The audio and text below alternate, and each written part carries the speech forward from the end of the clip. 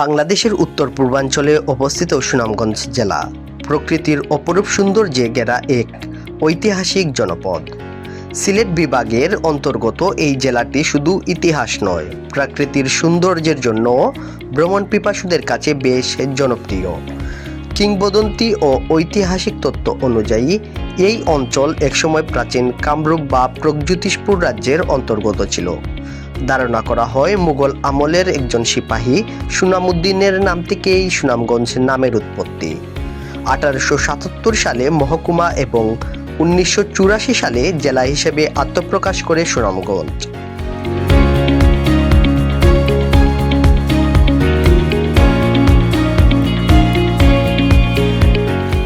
প্রকৃতিপ্রেমীদের জন্য সুনামগঞ্জ যেন এক স্বপ্নের নাম, আর সেই স্বপ্নের অন্যতম আকর্ষণ নীলাদ্রি লেক। তাহিরপুর উপজেলার উত্তর শ্রীপুর ইউনিয়নের টেকেরঘাট গ্রামে অবস্থিত এই মনোমুগ্ধকর লেক প্রকৃত নাম শহীদ সিরাজ লেক। তবে ভ্রমণ পিপাসুদের কাছে এটি নীলাদ্রি লেক নামেও বেশ পরিচিত। স্থানীয়রা একে টেকেরঘাট পাথরকুয়ারি বলেও চেনেন। এক সময় এটি ছিল চুনাপাথরের খনি, এখন সেই পরিত্যক্ত লাইমস্টোন লেক রূপ নিয়েছে এক অপার্থিব সৌন্দর্যের আধারে। স্বচ্ছ নীল পানি, ছোট বড় টিলা আর দূরে মেঘালয়ের পাহাড়, সব মিলিয়ে জায়গাটি যেন প্রকৃতির আঁকা এক জীবন্ত ছবি। এর সৌন্দর্যে মুগ্ধ হয়ে অনেকেই একে বাংলার কাশ্মীর বলে অভিহিত করেন।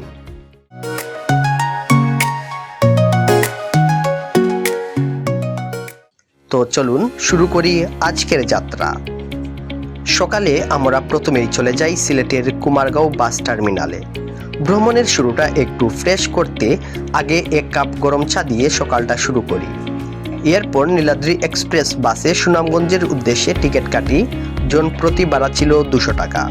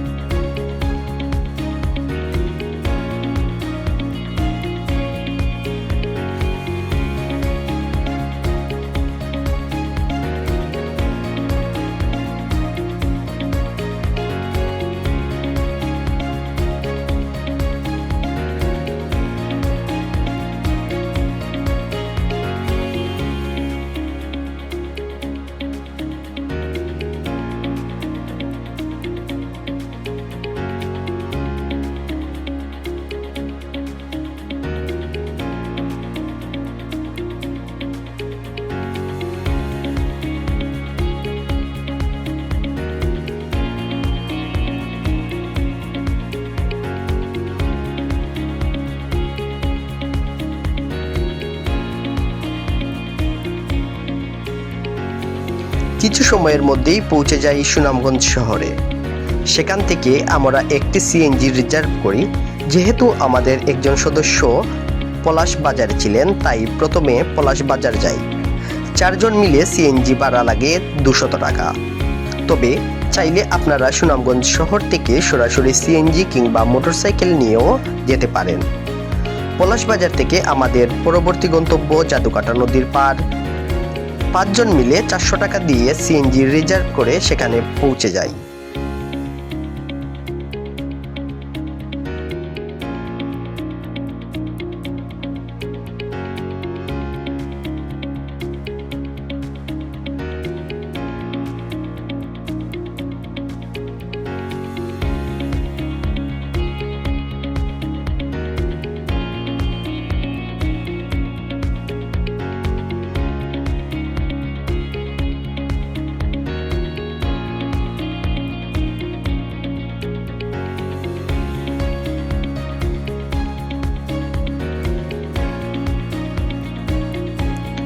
এরপর ফেরি বা নৌকায় জনপ্রতি মাত্র 10 টাকা ভাড়া দিয়ে পার হই স্বচ্ছ সৌন্দর্যে ঘেরা জাদুকাটা নদী।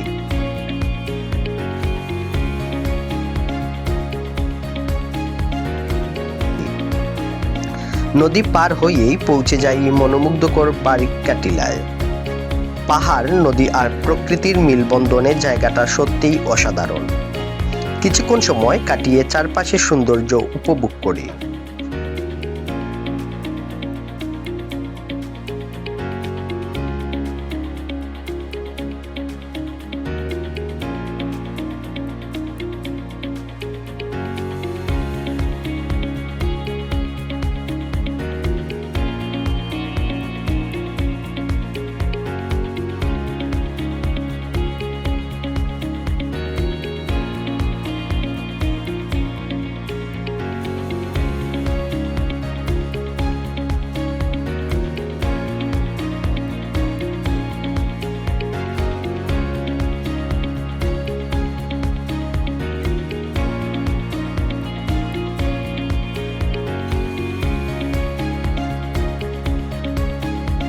এরপর শুরু হয় আমাদের ছোট্ট অ্যাডভেঞ্চার।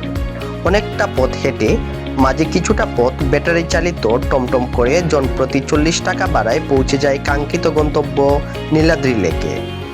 সত্যি বলতে নীল পানির স্বচ্ছতা, চারপাশের টিলা আর দূরের মেঘালয় পাহাড় সব মিলিয়ে জায়গাটা যেন বাস্তবে কোনো স্বপ্নরাজ্য। একবার দেখলে চোখ ফেরানো সত্যিই কঠিন।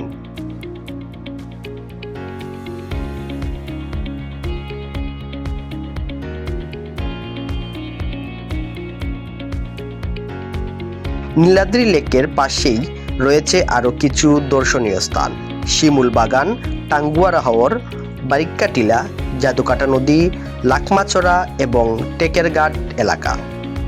সময় থাকলে এগুলোও ঘুরে দেখতে পারেন। আর একটা গুরুত্বপূর্ণ কথা, নীলাদ্রি লেকের পানি অনেক গভীর, তাই পানিতে নামলে অবশ্যই লাইফ জ্যাকেট ব্যবহার করবেন। আর নদীর পার হয়ে একা একা হেঁটে যাওয়ার চেষ্টা না করাই ভালো। আমাদের সঙ্গে স্থানীয় একজন থাকায় আমরা হেঁটে গিয়েছিলাম, তবে নতুনদের জন্য মোটরসাইকেল নেওয়াই নিরাপদ ও সহজ। প্রকৃতির শান্তি আর সৌন্দর্য একসাথেই উপভোগ করতে চাইলে সুনামগঞ্জের নীলাদ্রি লেক হতে পারে আপনার পরবর্তী গন্তব্য।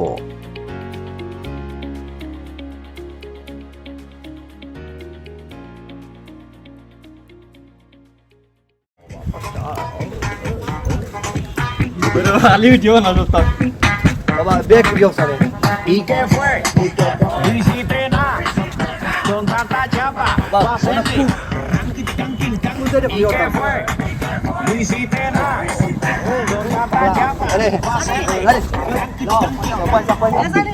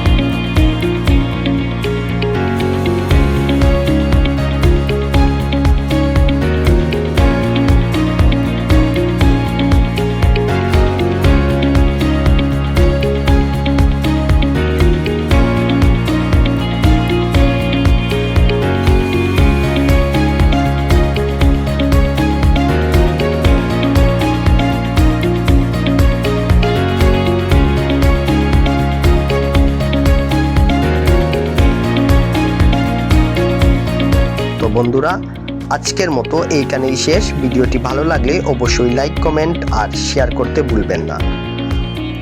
আমাদের ইউটিউব চ্যানেল সাবস্ক্রাইব করে বেল বাটনটি অন করে রাখবেন, যাতে আমাদের ভিডিও আপলোড করার সাথে সাথে আপনারা পেয়ে যান।